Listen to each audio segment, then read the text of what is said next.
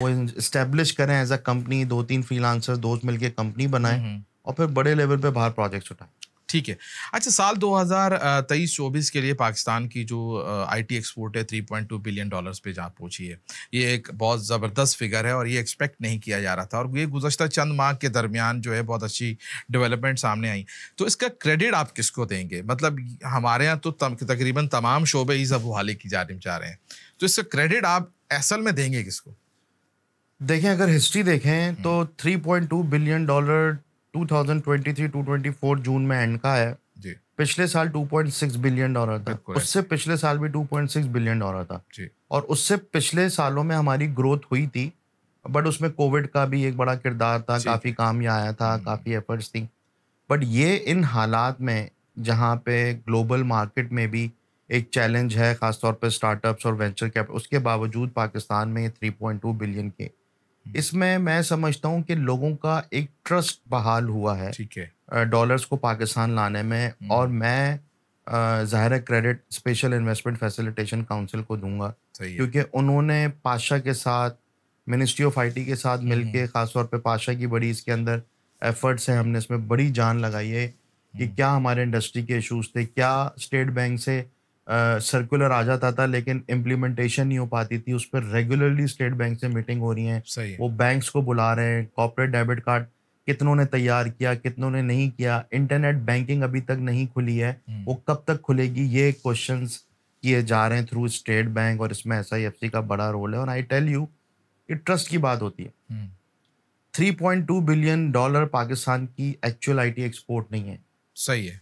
ये वो पैसे हैं जो यहाँ पे खर्च करने के लिए पाकिस्तान कंपनीज लेकर आ रही हैं, जो यहाँ की सैलरीज हैं, ऑपरेशनल एक्सपेंस हैं। सही है। बट आईटी कंपनीज के और अखराजात भी होते हैं, उनको बाहर एग्जीबिशंस में जाना होता है, हुँ, हुँ, उनको लोग हायर करने होते हैं, बाहर हुँ, कंपनियां रजिस्टर्ड करनी होती हैं। हुँ, तो वो चूंकि पाकिस्तान से बाहर पैसे ले जाना आसान नहीं रहे हैं हिस्टोरिकली, सही है। तो इसलिए लोग बाहर पैसे रखते हैं।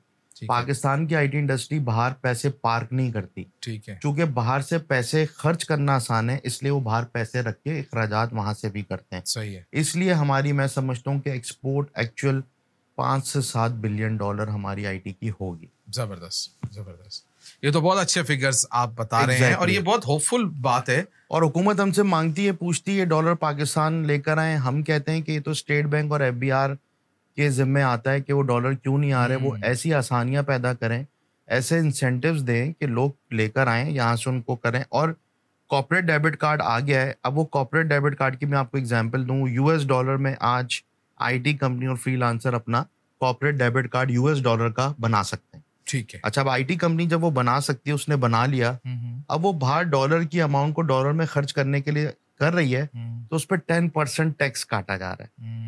अब बाहर तो दुनिया भर में ऐसा कहीं नहीं होता। आपके डॉलर में कार्ड है, आप डॉलर में कहीं पे भी पेमेंट करें, वो सिर्फ़ ट्रांसफ़र फ़ीस या ड ट्रांज़ैक्शन पे तो नहीं होना चाहिए। टैक्स नहीं होता। तो अभी हमने इस बजट प्रपोज़ल में हुँ, प्रपोज़ किया था कि ये हटाएँ 10%, हुँ। हमारी और चीज़ों को हटाएँ, उस पे भी मैं अभी बात करता ठीक हूँ। है, उसपे हम बात करेंगे। एक बहुत अहम बात ये है कि आप कुछ मसाइल की निशानदेही कर रहे हैं, लेकिन वो प्राइमरी मसाइल क्या हैं, जो चैलेंजेज़ हैं, जो इस वक़्त आईटी इंडस्ट्री को दरपेश हैं, और इतने मतलब स्पेशल इन्वेस्टमेंट फैसिलिटी काउंसिल का जो आप नज़र भी आ रहा है कि उनकी जानिब से बहुत ज़्यादा एफ़र्ट की गई हैं। लेकिन फिर भी वो कौन से ऐसे चैलेंजेज़ हैं, जिन्हें आने वाले कुछ सालों में हमें फिक्स करना है, ताकि हम उस एक्सपोर्ट की तरफ जाएँ, जिससे हमारा मुल्क थोड़ा-सा बेहतरी की तरफ जाए? बहुत अच्छा आपने सवाल किया, और सबसे बड़ा चैलेंज जो इस वक़्त है, वो एक है माइंडसेट का। जो हमारी ब्यूरोक्रेसी में, हमारे गवर्नमेंट में, एफबीआर में, स्टेट बैंक में जो लोग बैठे हैं, देखिए उन्होंने 45-50 साल जिस बिज़नेस कम्युनिटी के साथ इंटरैक्ट किया या उनकी फैमिली में बिज़नेस रही है, वो इम्पोर्ट, एक्सपोर्ट, ट्रेडिंग, हुँ, हुँ। इंडस्ट्रियल माइंडसेट के साथ रही है, वो उसी माइंडसेट के साथ आपको भी डील कर रहे हैं। डील कर रहे हैं। अब मैं आपको एग्ज़ाम्पल दे देता हूँ। हुँ, एक टेक्सटाइल सेक्टर की हुँ, एक जब उसकी लेट्स से 18 से 20 बिलियन डॉलर की एक्सपोर्ट है, हुँ, या टोटल हमारी एक्सपोर्ट है शायद 30 बिलियन डॉलर की। बिल्कुल तो ऐसे ही। लेट्स से 10 बिलियन डॉलर की हमारी किसी भी और इंडस्ट्रियल सेक्टर की, जो कि टेक्सटाइल है या गारमेंट्स है, एक्सपोर्ट है, तो उस पे 60 टू 80% अप्रॉक्सिमेटली इम्पोर्ट भी शामिल होती है। सही है। फिर उसमें कॉस्ट शामिल होती है, उनकी बिजली, कुछ इंडस्ट्रियों में पानी की कॉस्ट होती है, कुछ में और मजीद होती है। IT अच्छा, फिर उनको उसी हिसाब से फिर वो कोई चीज डेवलप करते हैं। अच्छा, उसी के अकॉर्डिंगली उनको इंसेंटिव भी हुकूमत देती है। सही है। उनको सस्ती बिजली देती है, उनको कैश रिफंड दिए जाते हैं, उनको बासानी हुकूमत बैंक जो है लोन भी दे देते हैं, उनको सब्सिडियां भी बड़ी मिल जाती हैं। IT के अंदर जो सबसे बड़ी कॉस्ट है वो है HR की। सही है, सबसे बड़ी कॉस्ट HR की है। बेसिक कॉस्ट है ये। अब इस वक्त सबसे बड़ा चैलेंज हमारी HR की जो सैलरी पे टैक्स है वो बहुत बड़ा है। अब आप देखें, अगर अप टू 35% हमारी सैलरी पेरोल पे टैक्स है तो जाहिर है वो थ्रू आउट पूरे पाकिस्तान में। बट जो IT सेक्टर की सैलरीज हैं वो और डिफरेंट सेक्टर, टेक्सटाइल या दूसरे हैं या एग्रीकल्चर, उनमें तो इतनी सैलरीज नहीं होती। तो IT सेक्टर के अंदर, और हमने ये डिमांड भी ये की है कि आप हमें 5% फ्लैट IT सेक्टर के एम्प्लॉयज़ को दे दें और बाकी जो हमारे सेक्टर्स उनसे कंपैरिजन ना करें। इससे फ़ायदा क्या होगा? इससे फ़ायदा ये होगा कि जो दुनिया भर की टीम, जो लोग, उनको टीम हायर करनी है, बैक ऑफिसेस खोलने हैं, डिलीवरी सेंटर खोलने हैं, जो उन्होंने पड़ोस ममालिक में या दूसरे ममालिक में खोले हैं, वो पाकिस्तान आके स्टार्ट करेंगे जब उनको लगेगा कि पेरोल टैक्स पाकिस्तान में कम है। वैसे ही हम कंपेटिटिव तो हैं हर लिहाज से, इंग्लिश लार्जेस्ट स्पीकिंग कंट्री हैं, हमारे पास जियोग्राफिकली लोकेशन ऐसी स्ट्रेटेजिकल है कि हम ऑस्ट्रेलिया से लेके कैलिफोर्निया तक बड़े आराम से डिफरेंट टाइम जोन्स में पाकिस्तान के लोग काम कर रहे हैं, कर सकते हैं।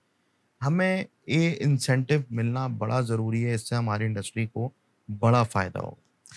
पिछले दिनों आपकी पाकिस्तान के वफाकी वज़ीर ख़जाना औरंगज़ेब खान साहब से भी मुलाकात हुई, तो उसमें आपने उनसे कोई जो तजावीज़ दी, कोई वादे लिए, कोई ये जो आप बात कर रहे हैं टैक्स के हवाले से, ये तो अभी तमाम जो सैलरीड क्लास है ये उसका मसला है, लोग एहतजाज कर रहे हैं, लेकिन आप बात ठीक कर रहे हैं, इससे हमें इंटरनेशनली भी फ़ायदा होने वाला है।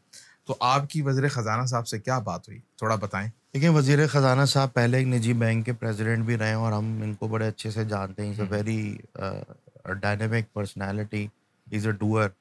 तो इन्होंने FBR के लोग भी साथ बुलाए हुए थे और हमने, मेरे ख्याल से हम वाहिद इंडस्ट्री होंगे, क्योंकि देखें IMF इस वक्त हमारे ऊपर एक तलवार लटक रही है और वो हमसे कहता है कि टैक्स नेट बढ़ाएं।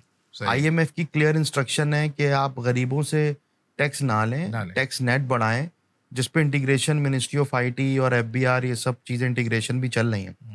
तो हमने वाहिद एसोसिएशन, जिनको हमने बताया कि आपके पास इस वक्त नुकसान हो रहा है टैक्स कलेक्शन में, वो कैसे कि हमारी बहुत सारी IT कंपनीज के जो लोग हैं वो छोड़ के फ्रीलांसर बन रहे हैं।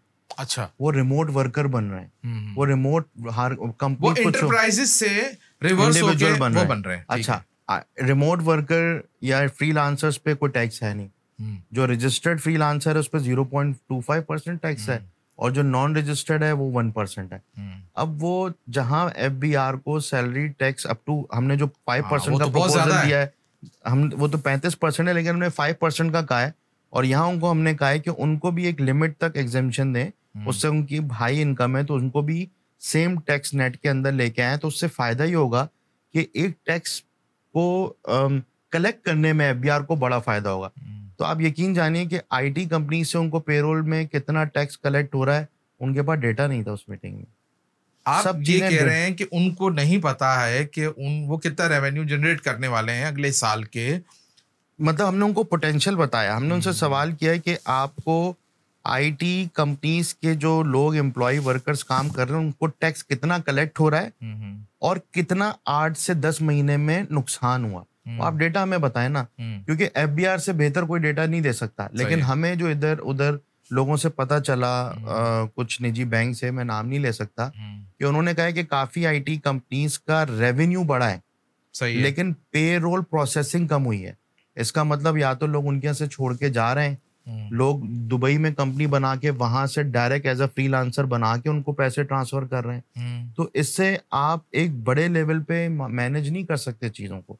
उसके लिए जरूरी है कि देखिए टैक्स देना बहुत ही इंपॉर्टेंट चीज है, सही है, और हर कोई देना चाहता है, बट ओपन आपको एक लेवल फील्ड मिले ना ओपनली खेलने की, कि अगर एक कंपनी अपने किसी एक सैलरी बंदे को टैक्स काट रही है 15 से 35%, और दूसरी जगह पे वो फ्रीलांसर बन के 1% कटवा रहा है, तो वो तो कंपनी के लिए बड़ा बुरा है, उससे बड़ा नुकसान हो रहा है। अच्छा, लोग जो हैं वो छोड़ के प्रोजेक्ट्स भी हाथ से जा रहे हैं, अच्छे अच्छे लोग भी ऑर्गेनाइजेशन से छोड़ रहे हैं, और फिर हमारी बड़े लेवल पे, हम इंटरप्राइज लेवल पे चीज़ों को करने में चैलेंजेस हैं। ठीक है।